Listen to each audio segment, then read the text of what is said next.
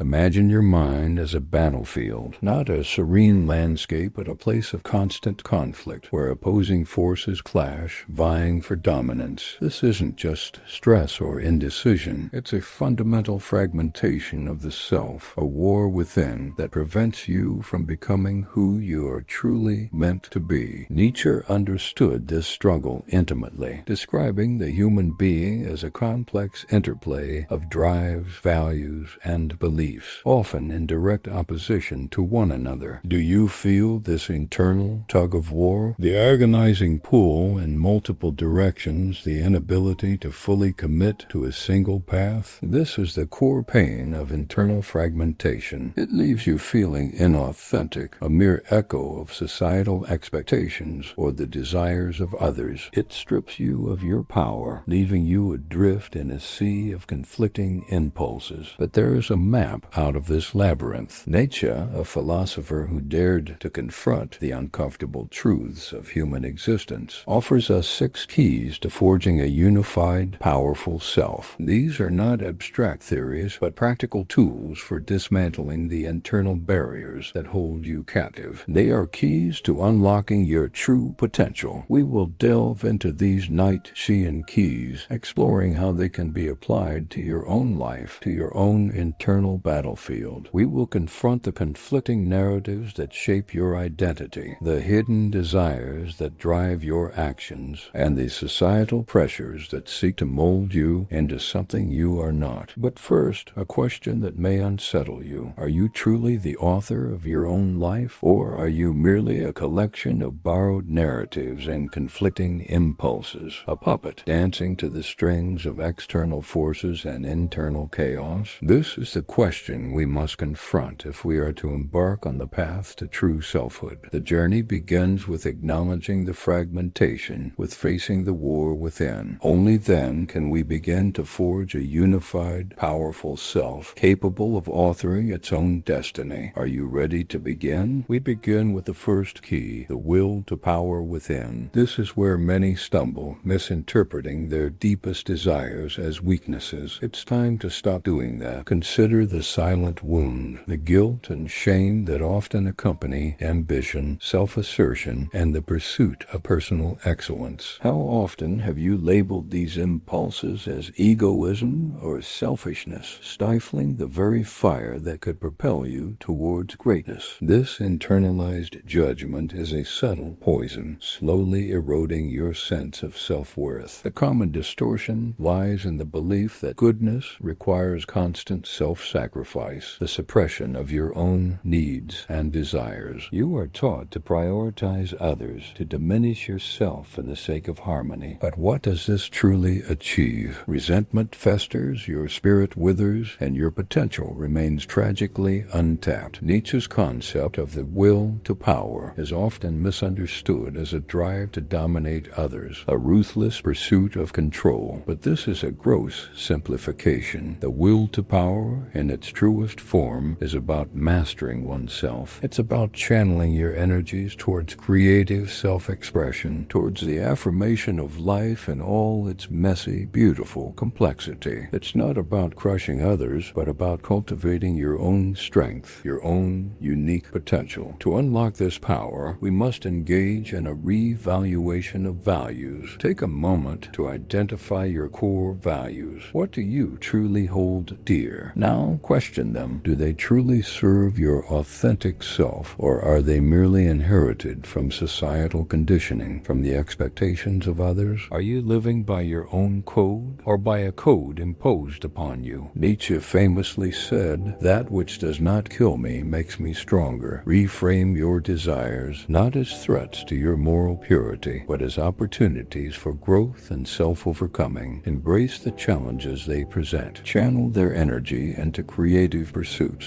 Transform your perceived weaknesses into sources of strength. The will to power is not a force to be feared, but a force to be harnessed. It is the engine of your self-creation. What will you create? Now, let us confront the second key, the eternal recurrence. This is where we face the unbearable truth, the truth that can forge unbreakable resolve. Consider the silent wound, the fear of meaninglessness, the existential irrational dread that arises from contemplating the finitude of life. This is a fear that gnaws at the edges of your consciousness, a constant reminder of your mortality. The common distortion is the desperate search for external validation and fleeting pleasures. You seek distractions, anything to numb the underlying sense of emptiness. You chase success, relationships, possessions, hoping they will fill the void. But these are merely temporary fixes, fragile illusions that ultimately crumble under the weight of existential reality. Nietzsche's concept of the eternal recurrence is not a literal cosmological theory. It is not about whether the universe will actually repeat itself infinitely. It is a thought experiment, a radical challenge designed to force you to confront your choices. Imagine that you would have to live this life exactly as it is, again and again, for all eternity. Would you be filled with joy or with horror? This is the question that the eternal recurrence forces you to confront. It compels you to live in a way that is worthy of infinite repetition, to make choices that align with your deepest values, to embrace the totality of your existence. To truly internalize this key, we must practice Amor Fati, the love of fate. This is not passive acceptance, but active embrace. It means accepting everything that has happened in your life, both the good and the bad, as necessary and integral to your personal development. It means transforming resentment into acceptance, and acceptance into active affirmation. Nietzsche declared, "My formula for greatness in a human being is Amor Fati, that one wants nothing to be different, not forward, not backward, not in all eternity, not merely bear what is necessary, still less conceal it, but love it." This is the ultimate test of self-mastery. Can you embrace your entire life with all its imperfections and pain and say, yes, this is exactly what I would choose again and again? This is the path to forging unbreakable resolve. What will you choose to embrace? Now, let us unlock the third key, perspectivism. This is where we shatter the illusion of objective truth to achieve intellectual independence. Consider the silent wound, the feeling of being lost in a sea of conflicting opinions, the inability to discern truth from falsehood. You are bombarded with information, with competing narratives, with the pronouncements of experts and authorities. How can you possibly know what is true? The common distortion lies in the belief that there is a single objective truth, a truth that can be discovered through reason or authority. You believe that if you only study hard enough, listen to the right people, you will eventually arrive at the ultimate answer. Nietzsche shatters this illusion. He argues that all knowledge is perspectival, shaped by our individual experiences, values, and biases. There is no God's eye view of reality, no objective standpoint from which to judge all perspectives. Every perspective is limited, partial, and inherently subjective. This may seem unsettling, even nihilistic, but it is also profoundly liberating. If there is no single objective truth, then you are free to create your own truth, to construct your own meaning. You are no longer bound by the dictates of authority or the weight of tradition. To cultivate this intellectual independence, we must engage in critical questioning, actively challenge your own assumptions and beliefs. Seek out alternative perspectives, even those that contradict your own. Broaden your understanding by engaging with diverse viewpoints. Imagine reality as a multifaceted diamond. Each facet reflects a different angle of light, revealing a unique perspective. Embrace the complexity and resist the temptation to reduce reality to a single, simplistic view. The more perspective you consider, the richer and more nuanced your understanding becomes. Perspectivism is not about relativism, about claiming that all perspectives are equally valid. It is about recognizing the limitations of your own perspective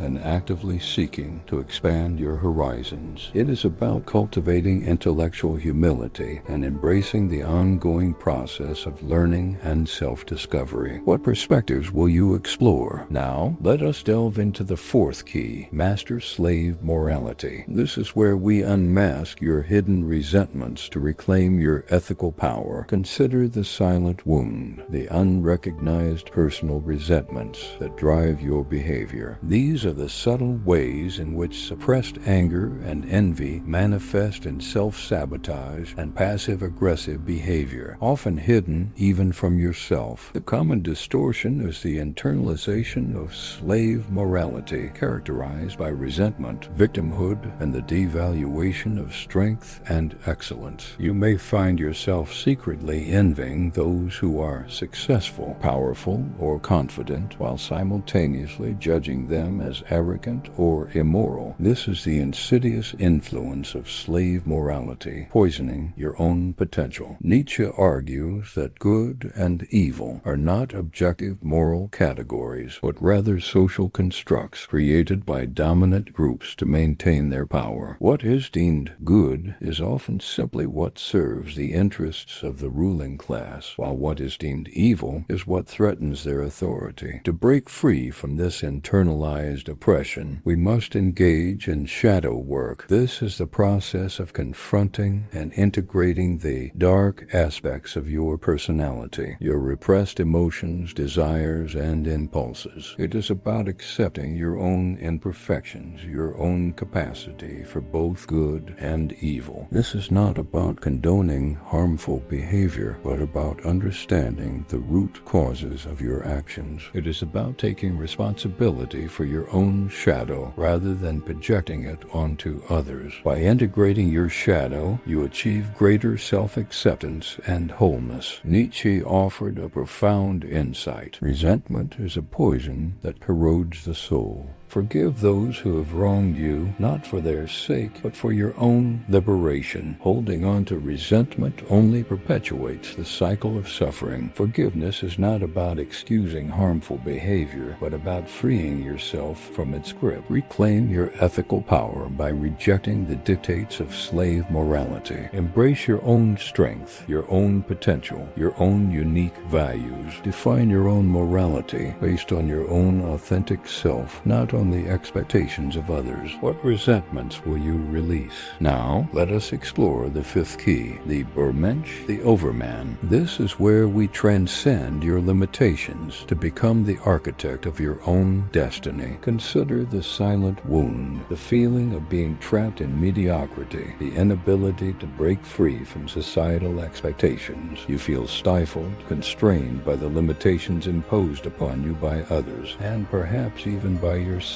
The common distortion is that the Bermensch is often misinterpreted as a physically superior or morally perfect being. This is a superficial understanding. The Bermensch is not about outward appearances, but about inner transformation. The Bermensch is not a destination, but a process, a continuous striving for self-overcoming and the creation of new values. It is about challenging your own limitations, pushing beyond your comfort zone, and constantly evolving into a better version of yourself. To embark on this journey, we must engage in the self-creation exercise. Identify your unique talents and passions. What are you naturally drawn to? What activities make you feel alive and energized? Dedicate yourself to developing these talents to their fullest potential. Embrace challenges and setbacks as opportunities for growth. The path to self-overcoming is not easy. It is filled with obstacles, with failures, with moments of doubt and despair. But it is through these challenges that you become stronger, more resilient, and more capable. The Bermensch is not about achieving perfection, but about embracing the imperfections of the human condition. It is about accepting your own flaws and striving to overcome them, not about denying their existence. Nietzsche challenged us with these words: "Man is something that shall be overcome. What have you done to overcome him?" Embrace the challenge of self-transcendence. Become the author of your own exceptional life. The power to create your own destiny lies within you. What will you create? We have explored 6 keys to overcoming internal fragmentation, each a vital step on the path to true selfhood. We began with the will to power, learning to embrace our desires and channel them into creative self-expression. compassion. We confronted the eternal recurrence, transforming resentment into acceptance and active affirmation. We shattered the illusion of objective truth with perspectivism, achieving intellectual independence. We unmasked our hidden resentments with master-slave morality, reclaiming our ethical power. Finally, we embraced the challenge of the Mensch, transcending our limitations to become the architects of our own destinies. These keys are not isolated techniques, but interconnected elements of a transformative process. They are tools for dismantling the internal barriers that hold you captive, for forging a unified, powerful self. True selfhood is not a passive state, but an active creation, a continuous process of self-overcoming and the affirmation of life. Consider a Jungian perspective on individuation. Internal fragmentation represents the unintegrated aspects of the self, the shadow elements that we often repress or deny. The journey towards wholeness requires confronting and integrating these shadows, accepting the totality of our being, both light and dark. This integration leads to a more authentic and empowered self, capable of navigating the complexities of life with greater clarity and resilience. The path to true selfhood is not easy. It requires courage, honesty, and a willingness to confront uncomfortable truths, but the rewards are immeasurable. By embracing the Nietzschean challenge, you can break free from the shackles of internal fragmentation and become the master of your own destiny. Therefore, I invite you to embrace the Nietzschean challenge. Question everything. Create your own values. Become the architects of your own destinies. The power to transform your life lies within you. What will you do with it?